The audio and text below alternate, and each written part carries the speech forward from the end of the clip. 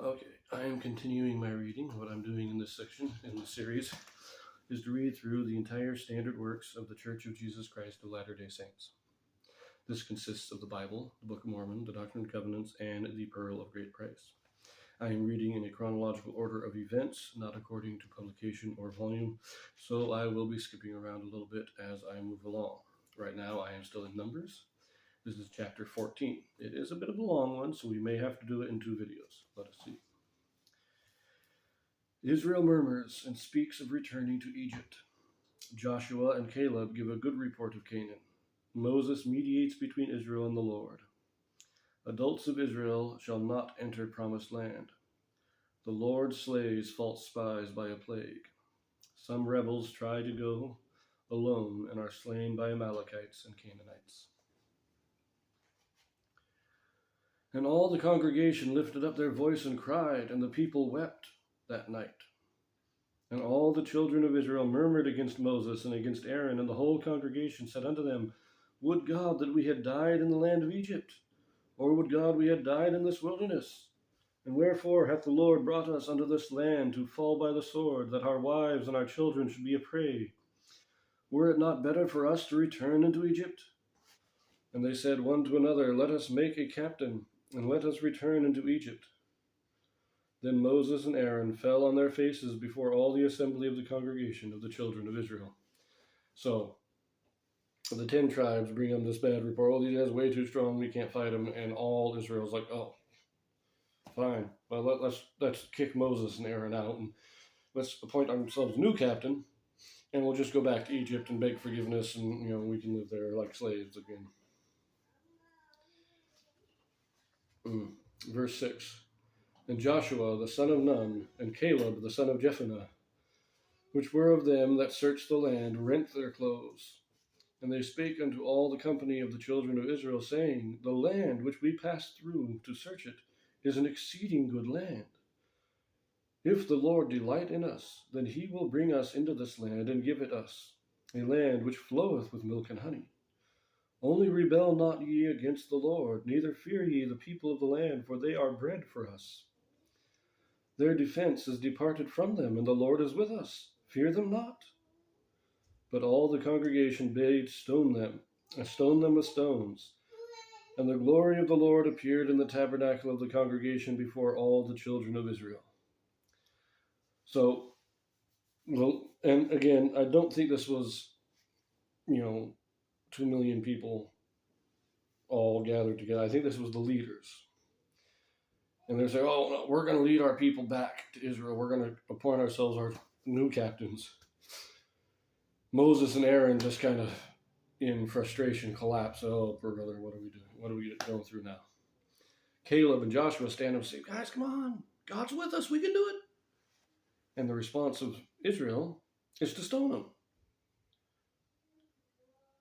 And saying, we don't want to go, we don't want to, and I don't think this was just them saying, oh, kill them because we don't like them. It was more, they may convince our people that they can do this, and they'll go in there and get slaughtered. So to protect the people, to protect our tribes, we're going to kill Joseph and Caleb so that they can't convince the rest of Israel to take on this impossible task. But as soon as they start doing that, the glory of God appears in the tabernacle. And that kind of shut it all down. Verse 11. And the Lord said unto Moses, How long will this people provoke me? And how long will it be ere they believe me for all the signs which I have shewed unto them among them? I will smite them with the pestilence, and disinherit them, and will make of thee a greater nation, and mightier than they. I love this. See, they say, we're gonna choose our own leaders. We're gonna get rid of Moses and Aaron. We're gonna kill Joshua and Caleb. We're gonna get our own leaders. And this is in the modern day. There were times in the early church that people tried to appoint new leaders in place of Joseph Smith, or people today talking about the law of common consent. Oh, the prophet can't actually lead us unless we consent to it. No. You don't get it. People don't get it. God chooses his prophet. And if we reject his prophet, God will reject us. Just like he says here, I'm going to disinherit them. I'm going to destroy them. And I'm going to take my prophet Moses. I'm going to take those who are actually faithful, and I'm going to create a better nation. I'm going to choose a different nation. I'm going to create something new. Because they rejected me, I reject them. And it would be the same thing today. If we reject the prophet, God rejects us. Yes, we have the right. God will not force us to follow his prophet. But he is not going to reject his prophet because we do. He's not going to follow our whims. Verse 13. And Moses said unto the Lord, Then the Egyptians shall hear it, for thou broughtest up this people in thy might from among them. And they will tell it to the inhabitants of this land, for they have heard that thou, Lord, art among this people. That thou, Lord, art seen face to face, and that thy cloud standeth over them, and that thou goest before them by daytime in a pillar of a cloud, and in a pillar of fire by night. Now, if thou shalt kill all this people as one man, then the nations which have heard the fame of thee will speak, saying, Because the Lord was not able to bring this people into the land which he sware unto them, therefore he hath slain them in the wilderness.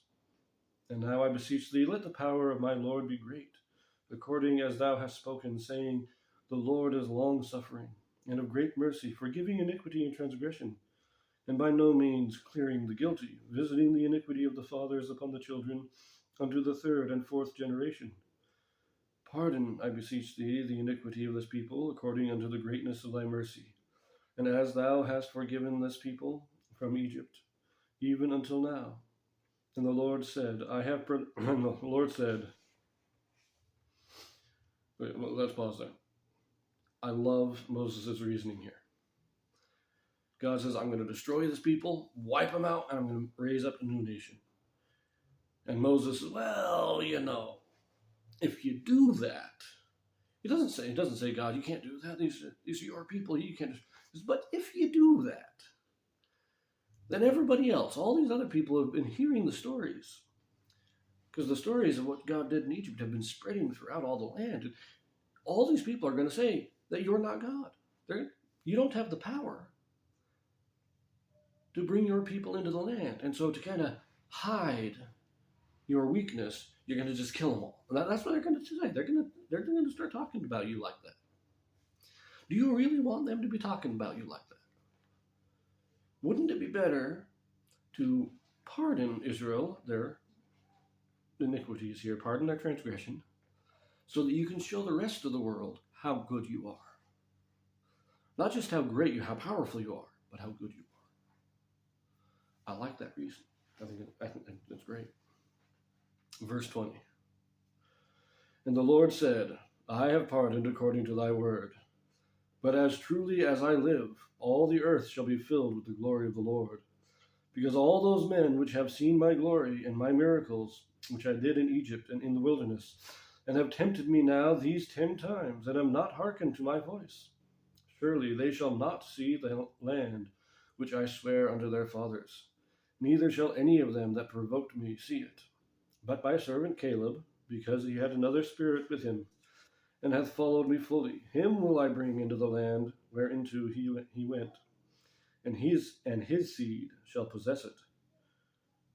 Now the Amalekites and the Canaanites dwelt in the valley. Tomorrow, that was a little aside there in parentheses. Tomorrow turn you, and get you into the wilderness by the way of the Red Sea. And the Lord spake unto Moses and unto Aaron, saying, How long shall I bear with this evil congregation, which murmur against me? I have heard the murmurings of the children of Israel, which they murmur against me. Say unto them, As truly as I live, saith the Lord, as ye have spoken in mine ears, so will I do to you. Your carcasses shall fall in this wilderness, and all that were numbered of you, according to your whole number, from 20 years old and upward, which hath murmured against me.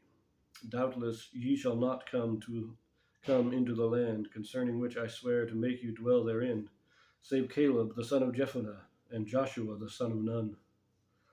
But your little ones, which ye said should be a prey, them will I bring in, and they shall know the land which ye have despised. But as for you, your carcasses, they shall fall in the wilderness, and your children shall wander in the wilderness 40 years, and bear your whoredoms unto your carcasses, until your carcasses be wasted in the wilderness. After the number of the days in which ye searched the land, even 40 days, each day for a year, shall ye bear your iniquity, even 40 years, and ye shall know my breach of promise. I, the Lord, have said, I will surely do it unto all this evil congregation that are gathered together against me. In this wilderness they shall be consumed, and there they shall die. And the men which Moses sent to search the land who returned, and made all the congregation to murmur against him by bringing up a slander upon the land, even those men that did bring up the evil report upon the land died by the plague before the Lord. But Joshua the son of Nun and Caleb the son of Jephunneh, which were of the men that went to search the land, lived still. And Moses told these sayings unto all the children of Israel, and the people mourned greatly. So I like this. God saying, okay, I'll pardon them. I'll bring them into the land, just like I said. I'll show my power to all the world. But I'm going to do exactly what they said. They said it would be better for them to die in the wilderness, so they are going to die in the wilderness. But, the little ones. Remember, the census was only taken of those who were 20 years old and older. And so he's saying, all those who are numbered in the census will die in the wilderness. But those who are not numbered in the census, those who are younger, they will come into the promised land. And then he smites the 10 spies who brought the evil report with a plague, with a disease. It doesn't tell us what kind, it just says the plague. And that could be any kind of disease, we don't really know. But they all died. And Moses then tells Israel what God said, and Israel mourns. Now they mourned partly for the death of the 10, but also I think they mourned because they said, we brought it on ourselves. So it's very interesting, and 40 years because the spies searched out the land for 40 days. And God is taking that as a measurement, a day to a year. Okay, verse 40. And they rose up early in the morning, and gat them up into the top of the mountain, saying, Lo, we be here, and will go up unto the place which the Lord hath promised, for we have sinned. And Moses said, Wherefore now do ye transgress the commandment of the Lord? But it shall not prosper. Go not up, for the Lord is not among you, that ye be not smitten before your enemies.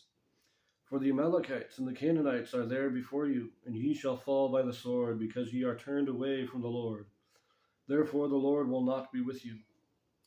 But they presumed to go up unto the hilltop. Nevertheless, the ark of the covenant of the Lord, and Moses departed not out of the camp. Then the Amalekites came down, and the Canaanites which dwelt in that hill, and smote them, and discomfited them, even unto Hormah. Oh, not Hormah, Hormah. So, they rebel against God, saying, we're not going to go up, we're not going to take the land, we got to go back to Egypt. God plans to destroy him, Moses pleads for him, and God says, okay, we won't destroy him, but they're going to die in the wilderness. And so the people, oh no, we sinned against God, so let's go up and take the land anyways. And Moses, it's too late. That has already passed. You go up now, God is not with you, and you will not prevail. But they went up anyways. And they were destroyed. They were discomfited. They lost the battle. Because if they had gone, and this reminds me of a story in church history when Joseph Smith and some of his companions were in prison not in Liberty, it was just before they were transferred to Liberty Jail. And there was a plan of them to make a prison escape. And Joseph Smith said, yes, if we do it today, we'll be successful. And one of them, I can't remember who, but one of them said, he was a little worried. He didn't want to do it. So let's just wait till tomorrow. Joseph said, if we don't do it today, it won't work. But everybody else said, well, he said he'll do it tomorrow, so let's wait for tomorrow. And so they waited, and it failed. So, a very interesting parallel there. But we'll see you in the next one.